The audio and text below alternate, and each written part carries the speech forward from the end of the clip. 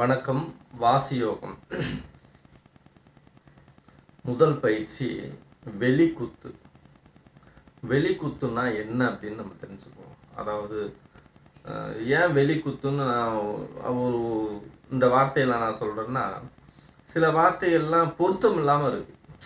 அந்த பயிற்சிக்கே பொருத்தம் இல்லாமல் இருக்குது. அதனால தான் நான் இப்படி ஒரு புது வார்த்தையை உங்களுக்கு சொல்கிறேன். வெளிக்குத்து அப்படின்னா, காற்று நம்ம ஊதுனோம்னா இது வெளி வருது. இந்த காற்றே ஒரு நம்ம போய் இந்த விளக்கையெல்லாம் ஊதி அணைப்போம். அப்படி ஊதி அணைப்போம். இந்த மாதிரி அணைக்கும் போது என்னன்னா, காற்று ஃபோர்ஸாக போய் அதை அணைக்குது. இப்படி உடம்புல இருக்கிற முழுமையான காற்றை ஃபோக்கஸ் பண்ணி வெளியே ஊதுனீங்கன்னா அதுக்கு பேர் தான் வெளிக்குத்து. இந்த வெளிக்குத்தோட தத்துவம் என்னன்னு தெரிஞ்சுக்குங்க முதல்ல. அப்போ தான் உங்களுக்கு அதனோட ஆழம் புரியும் என்னென்னு.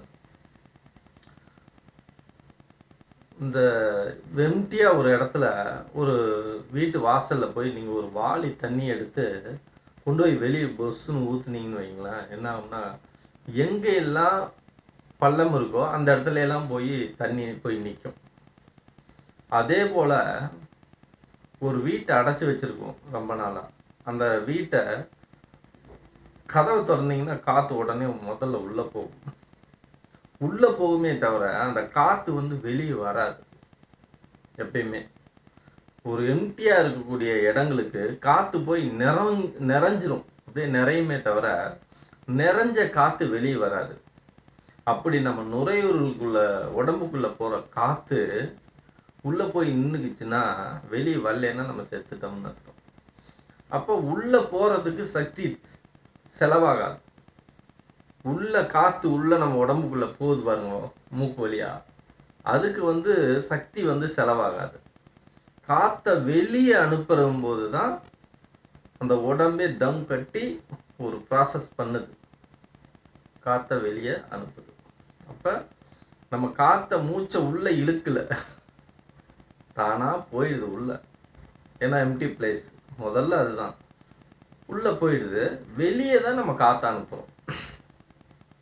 அந்த வெளியே காற்று அனுப்புறதுனால தான் வெளியே வந்தோடனே மறுபடியும் காற்று உள்ளே போகுது.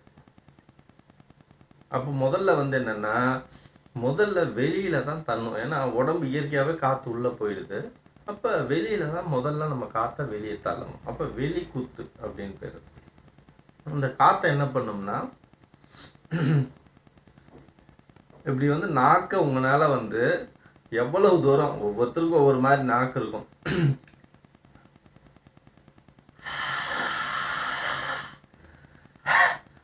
அப்படியெல்லாம் செய்கிறத நீங்கள் பார்த்துருப்பீங்க.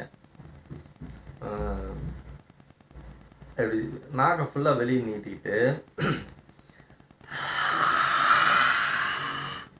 அப்படியே வஜ்ராசனத்தில் உட்காந்துக்கு மண்டி போட்டு வஜ்ராசனத்தில் உட்காந்துக்கிட்டு அப்படியே காற்றை வெளியே ஃபுல்லாக வெளியே தள்ளிக்கிட்டே போய் தரையை தொடுங்க. தொட்டுட்டு அடுத்த செகண்டு காற்றை அப்படியே நிமிரணும். அப்படியே சாஞ்சு அப்படியே தரையை தொடணும். கையோட இப்படியே கொண்டு போய் தரையை தொடணும். தொடும்போது என்ன பண்ணோம்னா, காற்றை ஃபுல்லாக தரையை போட்டு தலை போய் தொடணும். இப்படியே போய் தரையை தொடணும். ஃபுல்லாக தொட்டுட்டு அப்படியே நிமிர்ந்து அப்படியே இப்படி வைக்கணும். அப்படியே தோணும். இது மாதிரி செய்யணும். இதுதான் வெளிக்கூத்து. இந்த வெளிக்கூத்தை நீங்கள் செஞ்சீங்கன்னா என்ன ஆகும்னா, உடம்புல இருக்கிற தேவையற்ற எனர்ஜி இருக்கும். தேவையற்ற எனர்ஜி எல்லா இடத்துலையுமே இருக்கும். உடம்புல தேவையற்ற எனர்ஜி, கண் திஷ்டி, லொட்டு லொசுக்குன்னு நம்ம மண்டையில் இருக்கக்கூடிய சிந்தனைகள், தேவையற்ற சிந்தனைகள், இந்த மாதிரி நிறையா விஷயம் நம்ம உடம்புக்குள்ள இருக்கும். தேவையற்ற நோய் சம்பந்தமான விஷயங்கள் நிறையா இருக்கும். அதை தொடர்ந்து நம்ம செய்யணும். அதாவது இதுக்கு அளவு இருக்குது. என்னன்னு கேட்டிங்கன்னா, இது கடுமையாக செய்யக்கூடாது. ஒரு 10 அது ரொம்ப ஃப்ரீயாக தான் செய்யணும். செய்யும்போது ஃபுல்லாக அடித்து துணி துவைக்கிற மாதிரிலாம் அடிச்சு துவைக்கக்கூடாது.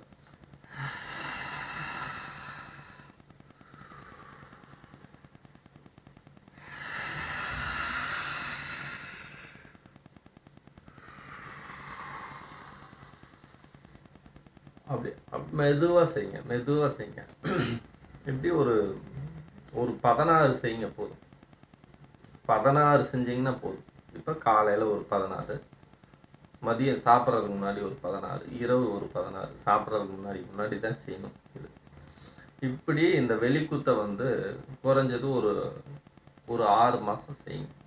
வெளிக்குத்தை மட்டும் செய்யுங்க, வேற எதுவும் செய்யாதீங்க. தேவையற்றது எதுவுமே வேணாம். நான் வந்து வாசியோகத்துக்கு உண்டான அடிப்படை ஒரு 4-5 பயிற்சி தான் இருக்குது. அது தெரிஞ்சுக்கிட்டிங்கனாவே போதும். வாசியோகம் அடுத்தது ஈஸியாக கைகூடும். உங்களுக்கு ஈஸியாக எல்லா வேலையும் நடக்கும். இந்த வெளிக்குத்தெல்லாம் செய்யாமல் தீட்சை கொடுத்தெல்லாம் வாசியோகம்லாம் அப்படியெல்லாம் ஒரு விஷயமே நடக்க. தீட்சை கொடுத்து ஒரு சக்தி நமக்கு வராது. அது முதல்ல புரிஞ்சுக்கணும். அப்போ இந்த வெளிக்குத்தை வந்து ஒரு 6 மாதம் செய்யுங்க. ரொம்ப நீங்கள் வந்து இந்த உணவு சாப்பிட்ணும், அந்த உணவு சாப்பிட்ணும், அப்படி இப்படின்லாம் கிடையாது. சாதாரண மனுஷன் நீ இந்த பயிற்சி செய்யும்போதே உன் உடம்பு என்ன ஆகும்னா, இது வந்து கடுமையான பயிற்சி, சித்தர்களோட பயிற்சி இது. இது வந்து ராஜயோகத்தோட குறுக்கு வழின்னு வச்சுக்கோங்க. பெரிய முக்தி நிலையை அடையணும் அப்படின்னா அதுக்கு வந்து இது ஒரு குறுக்கு வழி. எல்லா இடத்துலையுமே நம்ம ஒரு இடத்துக்கு போகிறதுக்கு இப்படி போனால் குறுக்கு வழியில் போயிடலாம்னு சொல்லுவோம்ல, அது போல் இது வந்து குறுக்கு வழி இந்த வாசியோகம்ங்கிறது. அதனால் வந்து இந்த வெளிக்கூத்தை வந்து ஒரு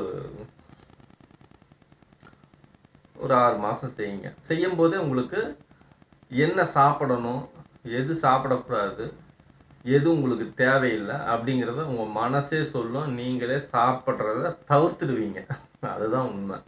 நான் அசைவம் சாப்பிடுவேன், இதை செஞ்சு பாருங்கள். நீங்கள் அசைவம் சாப்பிட்றீங்களா இல்லையான்னு அப்புறம் பாருங்கள். நீங்களே சொல்லுவீங்க, எனக்கு வேணாம், அது ஒத்துக்காது, எனக்கு பிடிக்காது அப்படிங்கிற மனோநிலைக்கு நீங்களே தள்ளப்படுவீங்க. இந்த வெளிக்கூத்து செஞ்சீங்கன்னாவே செஞ்சு பாருங்கள், செய்யுங்க. ஆனால் ரொம்ப கடுமையாக செய்யக்கூடாது. இதுவே ஒரு கடுமையான பயிற்சி. அதிகமாக செய்யக்கூடாது. 16 தடவை அது மாதிரி ஃபாலோ பண்ணுங்கள். செஞ்சு பாருங்கள். நன்றி.